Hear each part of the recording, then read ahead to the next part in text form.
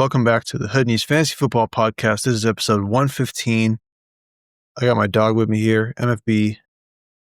Yes, sir. And this is week 15, studs and duds. Some of these guys got you to the next round. Some of these guys kept you from going on in the playoffs. If you're out of playoffs, you're not listening to us right now. You're in Cancun. If you're still in playoffs, you probably had some of these guys on your team, to be honest. So let's go ahead, start us off with the QBs. At the very top, a name that I don't think I expected to see at the top of this list. Trevor Lawrence, man, 44.3 points against the Jets. Went crazy. That was an insane performance. I think it was 6 touchdowns. It was, yeah. That's right. That's crazy. If you, I mean, I don't even know if anybody really started Trevor Lawrence because we're in a week with no bye weeks. But if you did, shout out to you, bro. You secured probably your path into further into the playoffs. I would assume. Is that the highest scoring quarterback performance this season, or did Josh Allen have a better one? I would check a Josh Allen log. Check that if you can, but man, real quick. So this is the thing for anyone that's listening that's not in playoffs anymore, you're out. You're just listening because you're bored. These are the type of episodes that you listen to think about for next season, because these performances that you see at the end of the season this year play into next season. Like, you know what I mean? Like, these are the players that you have to look out for next year when you're... Josh Allen got close at 43 points.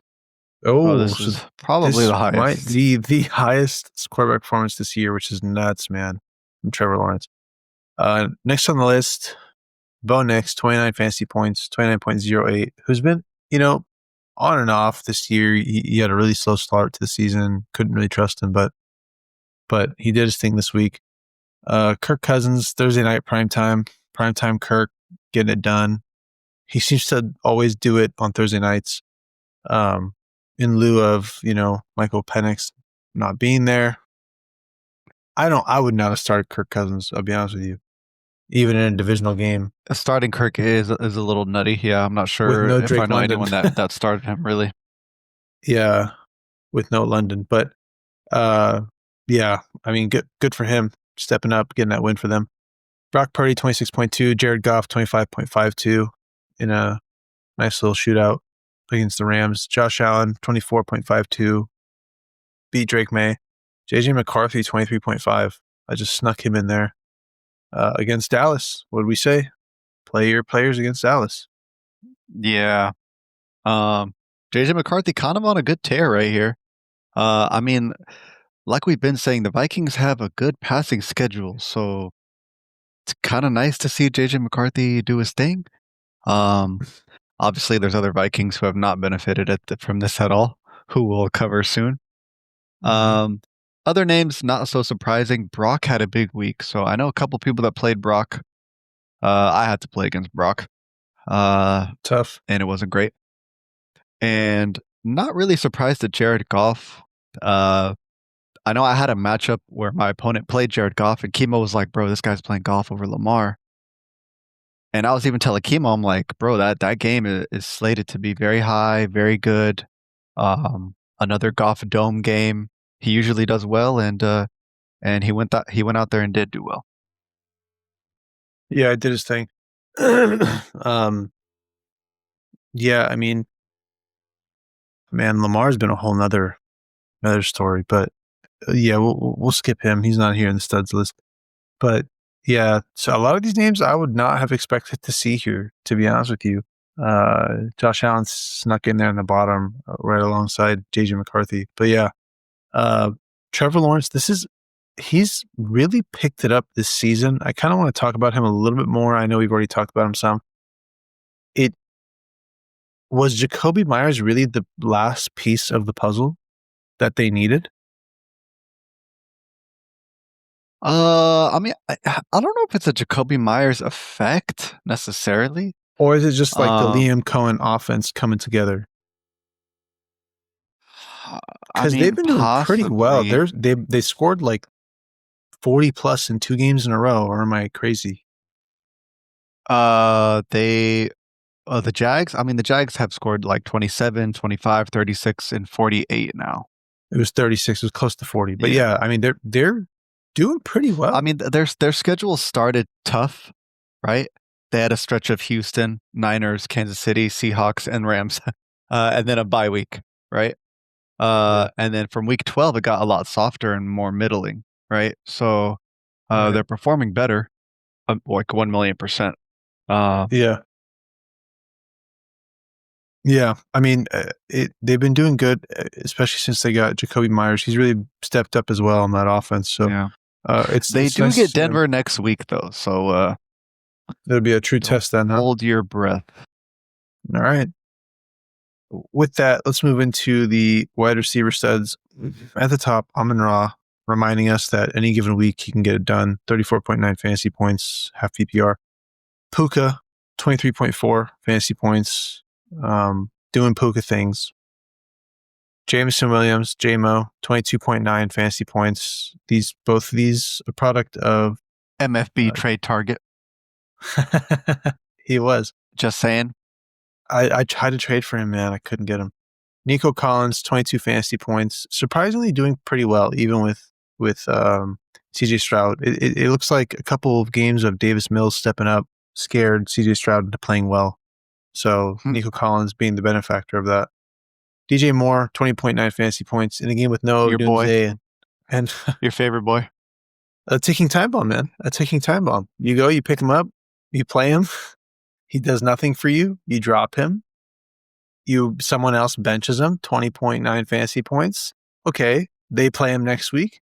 A donut. So he's just a ticking time bomb. You just never know when he's going to go off. Cortland Sutton, 20.8 fantasy points. And that'll round off the wide receivers. I mean, yeah. I mean, besides the DJ Moore, outlier here. Again, not surprised by any of these names. Amon Ra with a wild, insane game. I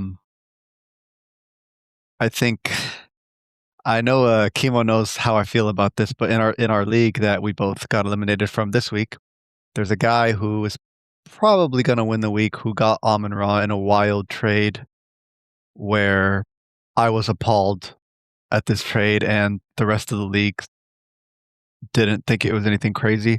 This is exactly why I knew it was crazy. But yeah, Amon Ra is like he's probably finishing receiver 1 this year. No. Then who? Puka. Maybe. Yeah. I think that I could check real quick who's number 1, but go for it. But let's see. I will say that at the time of that trade, I was like, yeah, this is crazy. But dude, the guy that made the trade, I'm like, it is what it is, bro. Like, you think you're getting enough value for Amon Ra. If that's what you believe, it's like seeing that happen in a league, in my opinion, this is controversial and we can talk about this forever, but sorry. How could I forget? JSN. Yeah, there you go. Right. Anyways, go on. This may be controversial, but in my opinion, if two adults make a trade and agree to a trade and it's really one-sided, it doesn't matter. That guy that got fleeced or finessed or bamboozled or whatever, like, that's on him. And like, if he does that in the league and you see it 1 year from him and he does it every year, don't play with him in your league. Like, kick him from the league. Be like, bro, you make terrible trades every year. You give up your star I suppose, players. but that's easier said than done. No, bro. Because this guy, that trade. Because there's no rule to be like, oh, I get kicked out for bad trades. No, it won't be kicked out. But like, bro, that's the thing. If you know a guy is not serious or he just makes terrible trades, it's like, bro, I'm not playing in a league with this guy. Like, you know what I mean? Like, it just, to me, if a guy makes a trade, if he's willing So to if he does it next year, are you going to play in the league the year after? Are you going to leave you know what I'm saying? I'll flame him. We got to be like, bro, practical here. You just tell me, like, yo, bro, you make terrible trades. Bully him. That's it. That's the only thing that works. bully him. Be like, yeah, bro, you're a terrible trader, bro. You honestly ruin your team every year. I promise you. We have a league where a guy first week traded away his whole team and he didn't make playoffs by like 1 point. Well, I he mean, he for still had a decent team, and he didn't make like a he lopsided trade like that. he not gonna make any trades next season. I'll tell you that. Anyways, let's move into running back studs. Oh, sorry, I have one note about JMO, right? JMO, Sure. like I said back in the early trade targets episode, uh, 6 straight dome games with Jared Goff, bro. Like JMO is on the come up, and Dan Campbell, after taking over play calling, has been speaking highly of JMO. They've been using JMO. Target shares last 3 games, 37%, 29%, and 24%. So Elite I would numbers. keep rolling him out. Yeah, elite numbers. You know what's crazy? Is beginning of the season in preseason drafts, someone asked me if they should draft Egbuka or Jameson Williams. I told him take JMO. Mm-hmm. He took Egbuka. Mm-hmm. And for the first like 9 weeks, it was looking like, yeah, bro, that was a great, pick, Yeah, but now it's literally inverted, which is crazy. flipped. Yeah, and Yeah. that's how fantasy goes, bro. It's all streaks. Yeah. But that's it for wide receivers. Let's move on to running back studs. James Cook, 30.1 fantasy points, doing his thing. He's just been pretty consistent. He's had his bad games here and there, but He is a dog. He destroyed me in the playoffs. Travis Etienne, 30 fantasy points. Crazy ass game. Chemo hates me because I told him get rid of ETN. But I mean, this stat line's nuts. He caught 3 of 4 targets, 73 yards, 3 catches, 3 touchdowns. Yeah. Here's a crazy stat. This is the most PPR points receiving by a running back this whole season. Wait, repeat that? For receiving points, this is the most by a running back this whole season. Well, yeah, receiving 3 touchdowns will do that for you. Exactly. Yes. But I'm saying that's more than like Gibbs had, JT, and all like anybody like it. Yeah, that's pretty wild actually. Yeah. Yeah. Travion Henderson, 29.1 fantasy points. It did his thing. If you have him, This guy is a monster, and if you traded for him, or if you have the most diamond hands I've ever seen, you drafted him and held him, it's paying off crazy dividends.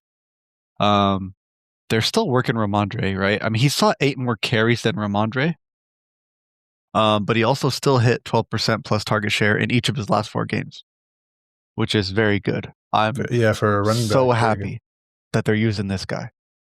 Yep. Because all the weeks he was in the dud list, I was getting pissed.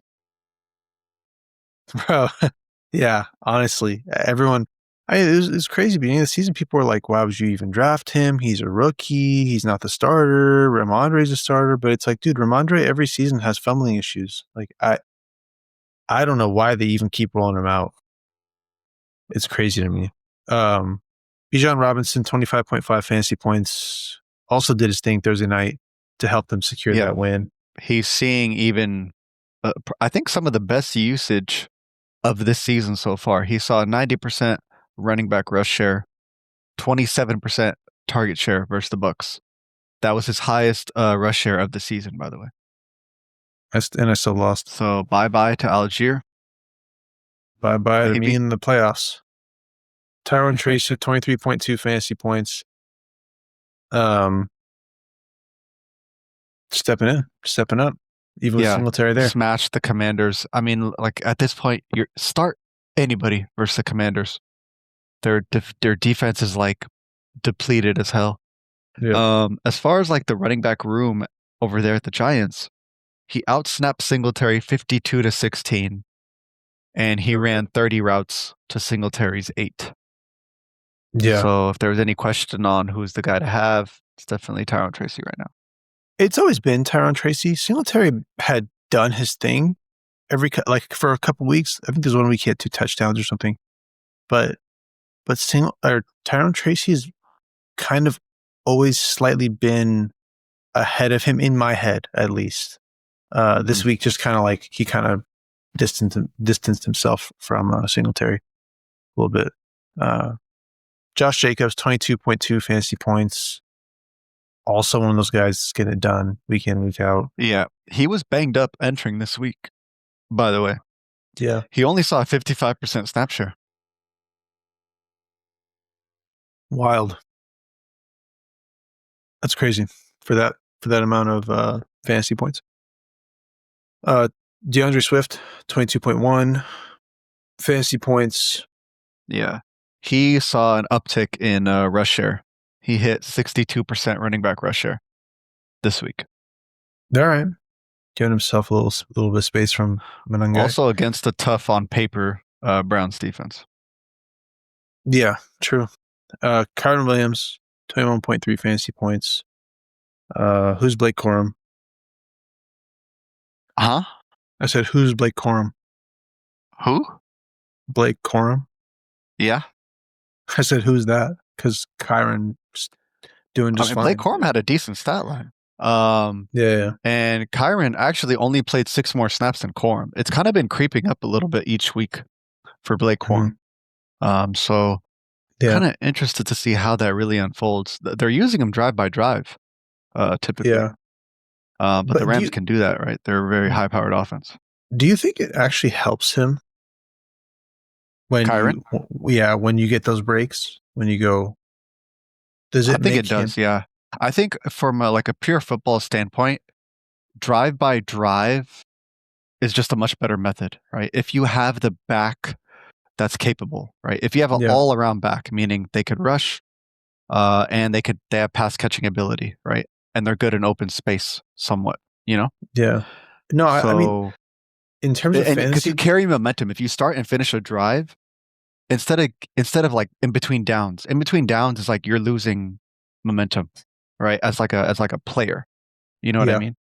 Yeah. No, I agree. Drive by drive, they stay warm, they have momentum, and then they could rest the next drive. In terms of like longevity for a player, and just throughout the season longevity, drive by drive type of strategy for running backs is terrible from fantasy standpoint. Typically not that good from fantasy standpoint, but like not what you want. But realistically, in a real football type of thing, like you're keeping one of the guys, able to rest while the other guy has a drive. So like you're keeping them more fresh throughout the game. You're letting them, like you said, keep the momentum throughout the drive. Increasing the player's longevity. They're not getting 200 carries in the season. You know what I mean? Like getting overworked. Because then you got guys that they get a crazy season, humongous, insane volume, right? And the next year they just crash. We saw that from. We definitely do see that, right? That's a factor. It's just not every team has that benefit, right? Like not every team has a running back room with 2 very talented backs. With that kind of capability. Like Blake Corum is a very talented back, and it's similar build to Kyron, actually, right? Yeah. So it just depends on the backfield of every team if they have the luxury to run that. Definitely, yeah. No, I agree. But yeah. Anyways, that's it for running backs. These are kind of guys that you keep in the back of your mind. The Kyron for next year, Blake Corum, guys like that. Like where do you draft them? How they did this season? Kind of keep that in the back of your mind for next season. Moving off the tight ends at the top. It's been 5 years. Took 5 years for Kyle Pitts to break out. 40.1 fantasy points, 3 touchdowns. He had 12 targets, 11 catches. This is literally what everyone thought Kyle Pitts was going to be. Yeah, somewhat. I mean, 40 points is kind of insane. I didn't think he would be like that. I do want to point out real quick, last week, I believe BBTV brought it up, and I agreed with him, right? Because Kyle Pitts showed us a game without Drake London that he performed very well, right? With Kirk Cousins. Yep. So, like, if you see a mixture like this and it's happening again, right? You need to trust it, right? So you like Agreed. Kyle Pitts should have been a plug and play. Obviously, it paid crazy dividends, right? I didn't think he'd get 40, you know.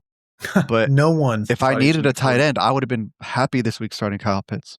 Who I'm not starting is Darnell Mooney because I trusted him 1 week and he showed me nothing, Yep. right? So Agreed. And obviously, we I'm talked not going about to that. start Darnell Mooney again in the same experiment, rather, Well, right? in with the same sort of constraints, right? The same exact Yeah, the, environment, the like the same same QB. situation, Yeah, literally no same Drake London. scenario, Yeah, right? yeah, yeah. That's what I mean. Now, from a macro perspective, the saddest part of all of this is that literally these 40 points should be Drake London's, but he's hurt. So any Drake London owner out there is in massive pain because I could guarantee you these points are in Drake London's pocket if he's healthy and out there. Yeah. And we know that. And I'll tell you the numbers why we know that. Last 4 weeks without Drizzy London. Target shares 25%, 26%, 35%, and 29%. Damn. That should be Drake London's target shares. So 100%. Yeah. Yeah. So he's literally taken basically Drake London's targets have all gone to him. and he's Darnell Mooney capitalized. is, yeah. No, honestly, I'll give props to Kyle Pitts because I'm being serious. Like, I will say wholeheartedly, the last literally 5 years since he came into the league, it's been just dunking on him every single season. I think we spent I think like the entirety of last season, we spent dunking on Kyle Pitts. Oh my God, this dude's trash. Oh my God, this dude sucks. Oh my God, he's terrible. Like I'll admit it. I straight up, I talked a ton of smack on Kyle Pitts last season because he was not getting it done like whatsoever. So to see him actually step up in a situation where there is no number one and he has to step up, this is probably his best environment and the best chance for him. Darnell Mooney's not doing anything. No one else is there to catch the ball, but he actually is stepping up and making use of the target share. And it's impressive. It's good. Props to Kyle Pitts. I'll give it to him. Trey McBride, usually at the top of this list, but we'll let Kyle Pitts have his week. 31.4 fantasy points. The tight end won, man. Single-handedly destroyed me in playoffs. The tight end won. Undeniably, just Jacoby Brissett unlocked Trey McBride. We should go and look at the end of the season the distance. I really want to have a theory because if you listened to us last year, right, and we would talk about Trey McBride and how like he has this many targets, this many receptions, this many yards, and no touchdowns. There was no touchdowns until maybe one at the end of the season, right, last year. He had, yeah. And all of that regression is coming, like, just overflowing now into this season. Like, you know what I mean? Because no matter what, bro, like, fantasy is math and stuff has to regress towards a regular value, right? There's no shot this guy's seeing this many targets without touchdown. So now if you have him this year, you're benefiting from all the regression from last year is kind of the mathematical theory I'm going with. Yeah. It's like, and Jacoby Brissett is making that 10 times better. Jacoby Brissett is the biggest key here. Kyler Murray just wasn't. I actually am starting to believe people that were saying that Kyler Murray literally couldn't see him over the offensive line. Like he just could not see Trey McBride. He just would say, okay, the play that we're going with is this play, and he would like map it out in his head and be like, oh, I think he's over there, and just fling the ball. Like I don't think he could actually see him. Jacoby Brissett is actually able to spot him and get that, like, get the ball to him. So Trey McBride, man, if you drafted him this season, I honestly avoided him. I was like, dude, he's a stud. He's not worth a second round pick for me. And the Cardinals Cardinals coaching staff, offensive coordinator, Petzing, he's not getting him the ball. And they're not getting him the ball when they should be, when he's their their top guy, like especially their top end zone threat. So I was avoiding Trey McBride. I was like, bro, they're not scheming up the offense for him as they should be. They're not getting him end zone looks as they should be. So, congrats to those of you who have Trey McBride. If you traded for him, amazing. If you drafted him, amazing. It's honestly he's a league winning type of tight end, and he's definitely worth his draft capital. Like the tight end position has been tough this year. He has been just the biggest bright spot in the tight end position. FYI, for those of you listening, MFB has an emergency situation, so it will just be me for these next couple of tight ends into the rest of the episode until MFB can rejoin us. So in the meantime, let's continue through these tight ends, and then we'll go into the duds after. I'm going to name off the rest of these guys. Darren Waller, 22.1 fantasy points. He finally stepped up again since he came back from his injury. Had himself a nice game, and he gets Cincinnati next week, so a great matchup for him. Plug him in next week as well. Dallas Goedert, 22 fantasy points, kind of came alive. We have a stat here, 39% target share, second highest of his whole career. So they hyper targeted him that game for sure. Colby Parkinson for the Rams. I mean, I'm interested in Colby Parkinson a lot. He's really connecting with Matt Stafford, averaging 13.5 PPR points per game over the last 6 games. Higher average than Brock Bowers, which is, I mean, kind of crazy.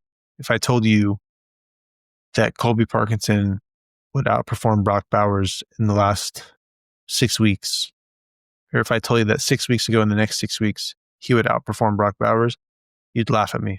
So Matt Stafford's playing MVP kind of candidate football level. So Colby Parkinson is one of those benefactors. So he may be worth an ad when we talk about him in waivers. George Kittle, 18.8 fantasy points, one of the top tight ends in the league.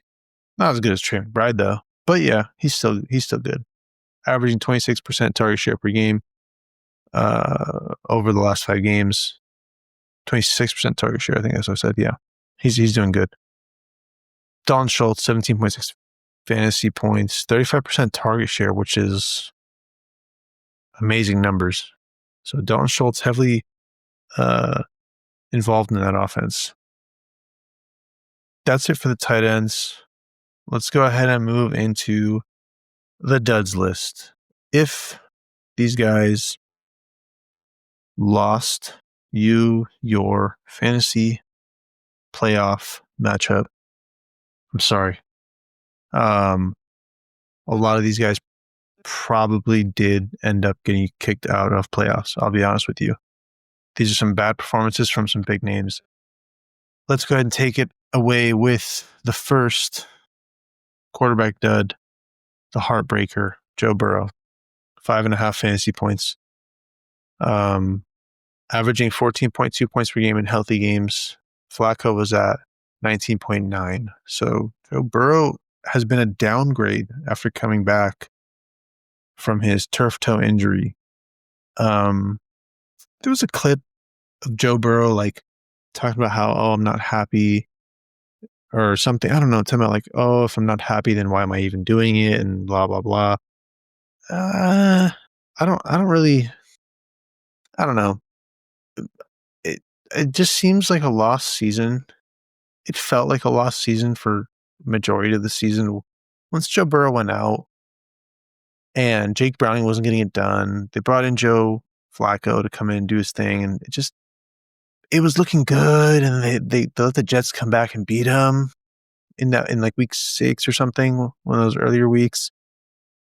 And it's just like over and over and over and over again, they just kept losing. And it's just like, they just weren't heading in the right direction. You know what I mean? So anyways, if you trusted Joe Burrow and he failed you, you're probably not drafting him next year. I don't blame you. Justin Herbert, 10.4 fantasy points, hasn't given a top 15 finish since week 9. I entirely blame this on losing his offensive lineman. Without his top 2 offensive linemen. He just can't. He doesn't have enough time in the pocket. So I would have a long time ago not trusted Justin Herbert anymore. I would not have started him. So if you did, tough.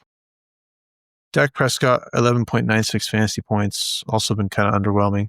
Thrown for fewer than 250 yards just 3 times this year.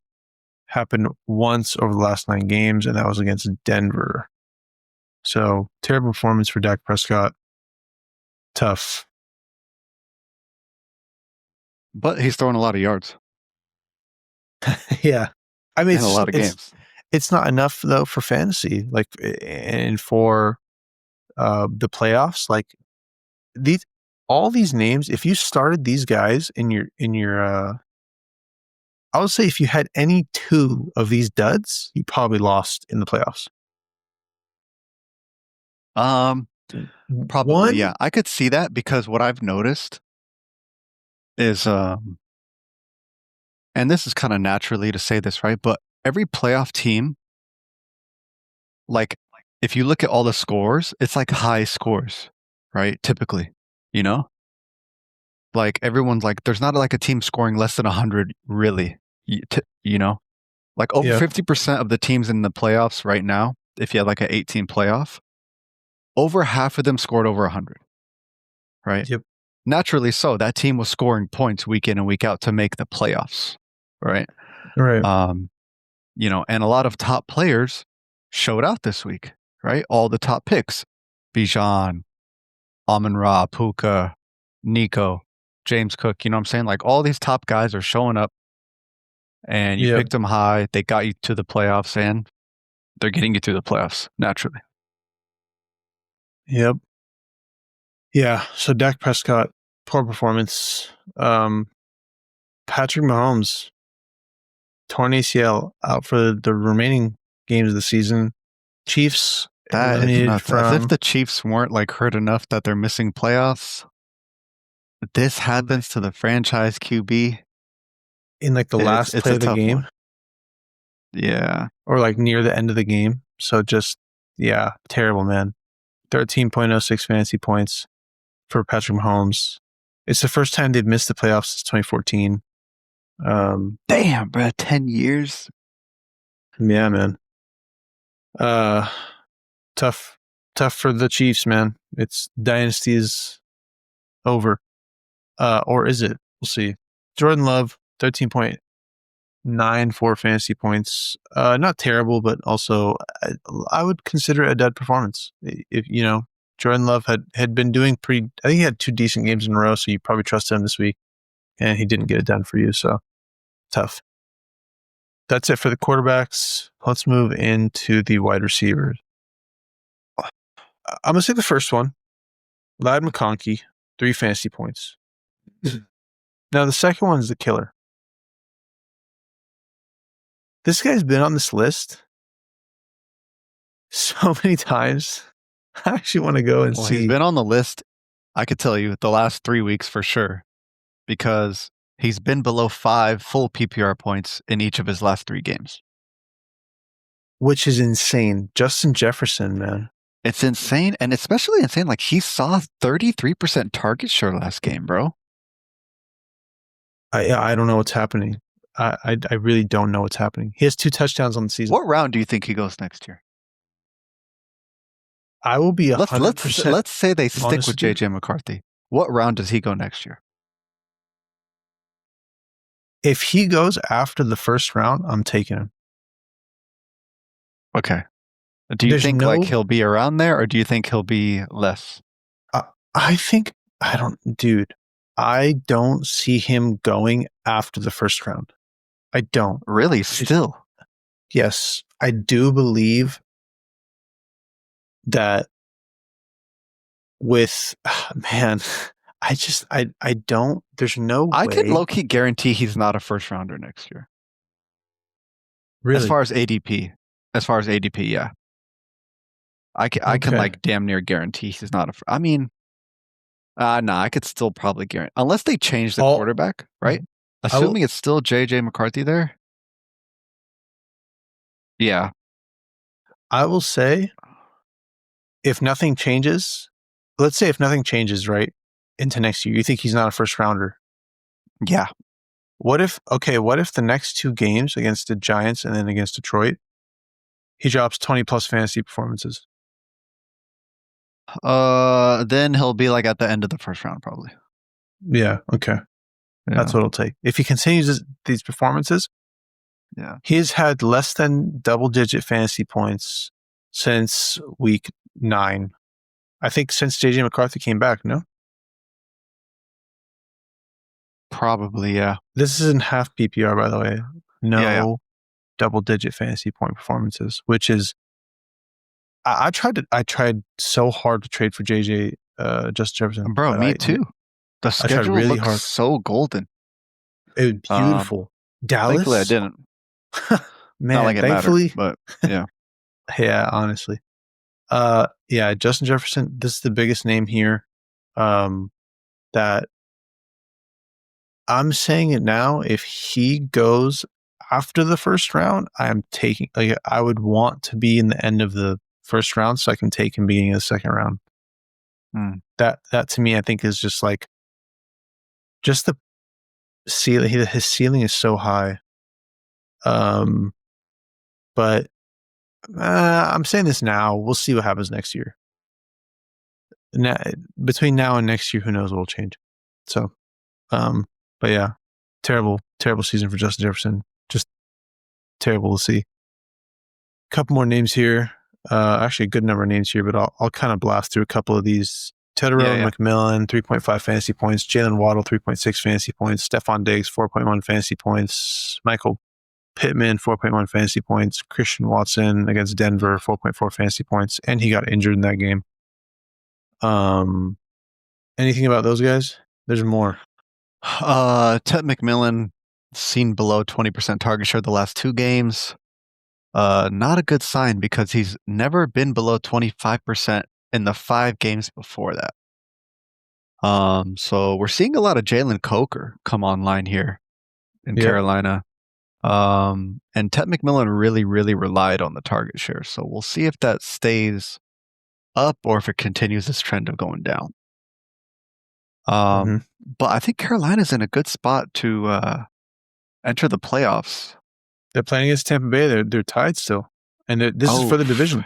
Damn, that's crazy. Yeah. Yes. So it's a big game. Yeah. If you draft a Tet, you probably got to start him against Tampa Bay. Yeah, probably. Yeah. For the division, it's too good of a matchup. Too good of a situation to pass up. A couple more names here. Xavier Worthy, 4.5 fantasy points, has not been getting it done this year, even without or before Rashee Rice. He's been like he's a guy like I was kind of high on and I liked. Obviously with no Pat Mahomes, it's no question this guy's doing nothing. But he was already doing nothing. He's had one top 24 performance, aka wide receiver 2 finish, this season in PPR. And that was back in week 4. So he is like a certified bust. Do you think this had to do with him getting smashed week 1? He ran to Travis Kelce. He never fully recovered, never fully healed. No.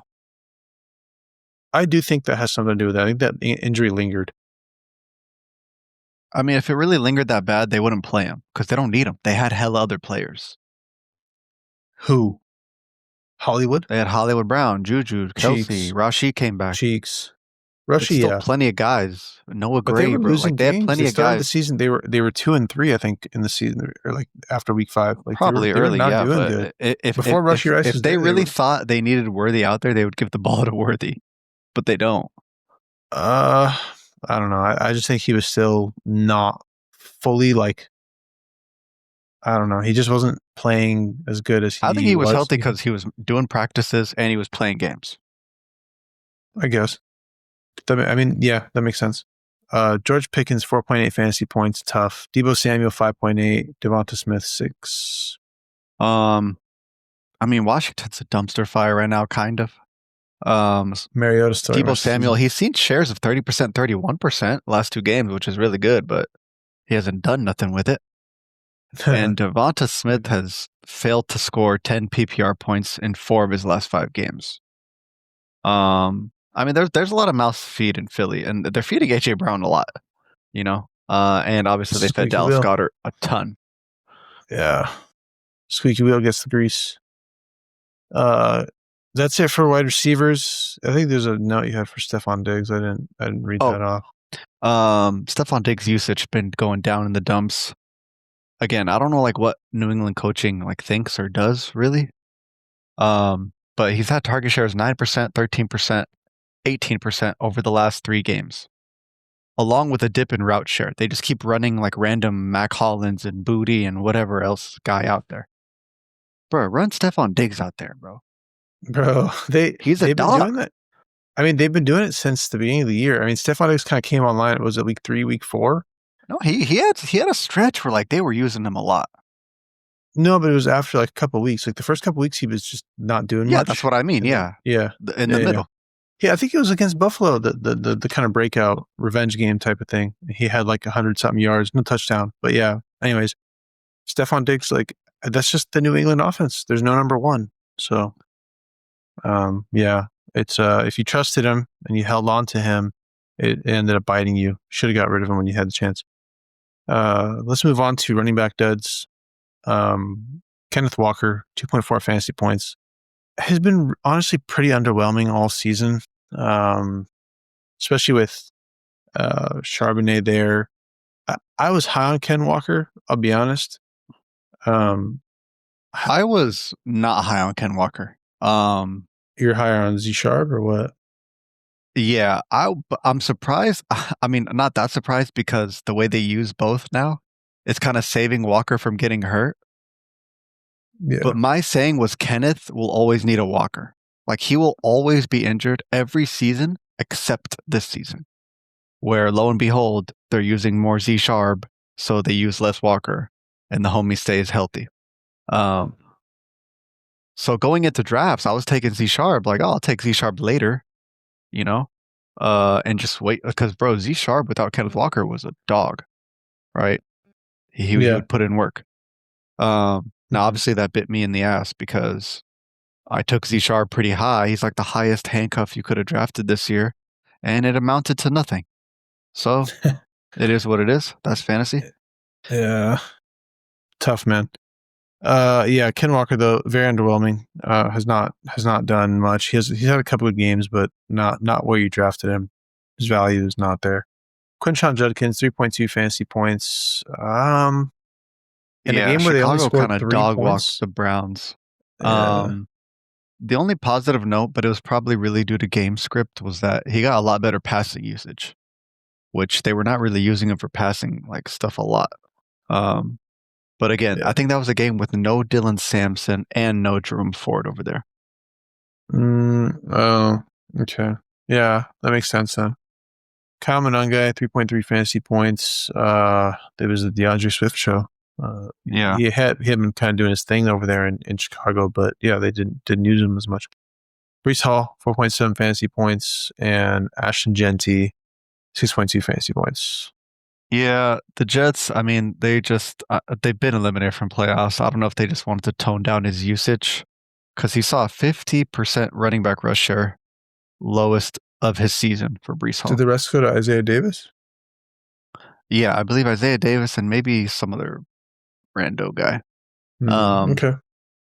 Ashton Genty, I mean, bro, the Raiders offense is just abysmal, bro. They had 110 passing and rushing yards against the Eagles. And I believe that was the total. Yeah. So obviously you can't expect a lot. Kenny Pickett revenge game turned to nothing. I think the score was 31-0, yeah? Yeah, you're kind of deep pulling that revenge game, bro. The only positive with Genty, I mean, is like this guy's usage is really good. Target share per game average of 21% over the last 7 games. So he started the season with terrible usage in the passing game, but now he's been getting really good usage in the passing game, which should salvage his value eventually, but their schedule is so tough. that it kind of just puts it down back in the dumps. I think Genty next year is going to be like really, really, really good. Depending on what I think moves if his the Raiders ADP make. is like third, fourth round, I think he'll pay off. I think if the Raiders make the right moves in the offseason, There's not enough moves the Raiders can make. I can promise you that, sir. There's not enough moves. They I don't even know. Yeah. Okay. Fair. But yeah, he's just insane talent stuck on a terrible offense. So, yeah, tough for Genty. Let's move into, that's it for running backs. Move into tight ends. At the top, I like to include this because we talked about the Bengals are the number one worst defense against tight ends. If you have a tight end, start them against Cincinnati. It always pays out. It always pays off. Don't bench your tight ends against Cincinnati. It's the best matchup. They always score. Isaiah Likely with a straight donut. Didn't even get targeted. In a game, they shut out the Bengals. They scored 24 points, completely shut them out, and Isaiah Likely had 0 targets. We have a league mate who started Isaiah Likely in the playoffs over Darren Waller, and it cost him that week. Fun fact. Eliminated. I mean, yeah, it was one of those games where, like, on paper the matchup is great, but on paper means nothing in fantasy football, and you kind of always have to remember that, right? A little bit at least, because situations like this will haunt you if you start the wrong player and it costs you a week in playoff, right? For me, I can live with myself if it costs me a week in the season, right? Because I have next week to kind of come back and make it. You cannot make a mistake in playoffs, bro. When you make a mistake in playoffs, that's your whole season. It's done for, and you lost yourself a chance at the title. Isaiah Likely ran one more route than Mark Andrews, which is the first time he ran more routes than Andrews since week 8. But he did not see a single target. Insane. Very tough. I'm not going to lie to you. I would have been okay playing Isaiah Likely. I would have been down to roll him out. He did great over against Darren Waller, Cincinnati. though? Yeah, Darren Waller hasn't been doing anything since he came back from injury. In hindsight, it Since sounds injury, like that is true. But I wouldn't trust myself to start a tight end knowing there's another tight end getting a lot of work too. The only reason I would rather yes, start the tight end like if I seeing had, work. I guess if I had between Darren Waller versus Isaiah Likely, I just think the matchup is too good to ignore. Like, bro, we had Mason Taylor catch a touchdown from Breece Hall against Cincinnati. What? Like, they could not cover the tight That end. game was insane, though. I remember that game. But that was one of the most insane games ever. But I'm telling you, like, Cincinnati's defense literally exclusively left the tight end position completely unmarked, unguarded to just let them run free, right? Every week in, week out, it was like just play any tight end against Cincinnati. It was just one of those situations where it's like, oh man, they just like it worked all season, and then when I don't know, the combination of like 2 tight ends in the mix and Lamar Jackson not really balling out would have made me hard to trust really starting Likely in a playoff matchup. That's kind of how I analyze it. It for sure would have been like a high IQ play to be like, to take Likely over. I don't know. In hindsight, it's so much easier to say, I would have started Darren Waller. But realistically, I might have just went for the matchup. Anyways, let's not harp on these guys for too long. Mark Andrews, 2.8 fantasy points. Biggest thief there was in Baltimore. Took $30 million and ran away with it. He doesn't do anything for the team. He literally doesn't do anything. It's just like Kimo still loves him. I don't know why. I think because the tight end position is just so up and down this whole season, unless you have Trey McBride, literally, that I'm like, bro, he's gonna have a week where he just catches a couple touchdowns. Like he just gets found in the end zone. You know what I mean? Yeah, So I that's was like, fine to do like during the season, but to risk that during the playoffs is very high risk. bro, in the best It matchup depends how your against team format is, Cincinnati. but Yeah. But anyways, yeah, I trusted that. See, I trusted the matchup. Jake Ferguson, 2.6 fantasy points. He was starting off so hot. So here's the key factor here to notice is like games CD was gone and games CD was healthy.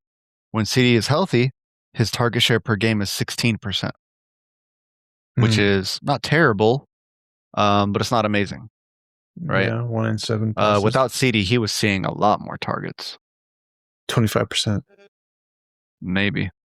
Tyler Warren, 3.4 fantasy points. Phillip Rivers does not know who that is. Phillip so he's Rivers not almost giving- won I know they the only lost by game. 2. That's crazy, but that's a story for a different day. But Tyler Warren didn't benefit from him. Juwan Johnson, 5 fantasy points. He's been more dependable recently, and yeah, nope. Brock Bowers, 5.8 fantasy points. He is not the tight end 1, guys.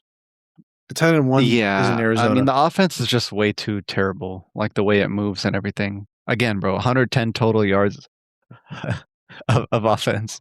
He saw 32% target share though. So if you ask me, Brock Bowers kind of due for like a crazy 2 touchdown type of game, maybe. If you got past with him, I don't know, maybe. You know, he's due. He's due to blow up. Yeah,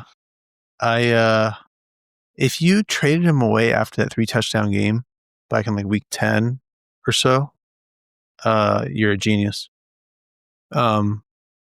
Trey McBride is the tight end 1.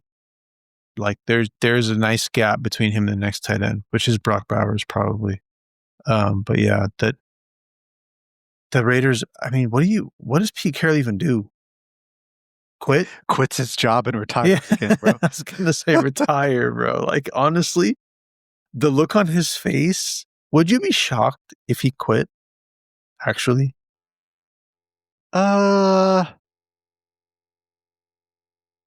Shocked Not me, really, like, whoa, bro. I did not see that. Because if I'm on the Raiders, bro, like, oh man, I would be dying to quit, bro. I would have had my email resignation letter drafted up already. Bro, I'm ready to send, just in my outbox, just ready to send it. The thing is, like, I'm sure he does not need the money. So it's like he's not doing it for the money. If I'm there, yeah, homie's and I'm bored. seeing, bro, but like, bro, homie brought in like, oh, my homie Geno Smith, my homie Tyler Lockett. He just giving his homies jobs. Bro, I really feel like he goes home, his wife gives him hella crap. Oh, you aren't even happy anymore. You're so upset when you come home. He's probably like, he hates his life, bro. For sure, he's getting like older by the day in Vegas, bro. I just know he's not happy, bro. I don't think anyone in Vegas on the Raiders is happy, man. Tough scene for them. Tough for Brock Bowers. Huge talent. Him and Genty just stuck on the Raiders. Stuck, with Pete Carroll just handing out jobs to all his old players instead of actually trying to win games. But that'll do it for the tight end duds and this episode. Hopefully you didn't have a lot of these duds on your team, or 4 of them like I did. Hopefully you had some of these studs, and hopefully you get some of these studs on your team next week and you end up winning, getting into the finals. But we'll see you guys on the next episode for the week 16 waivers. And peace out.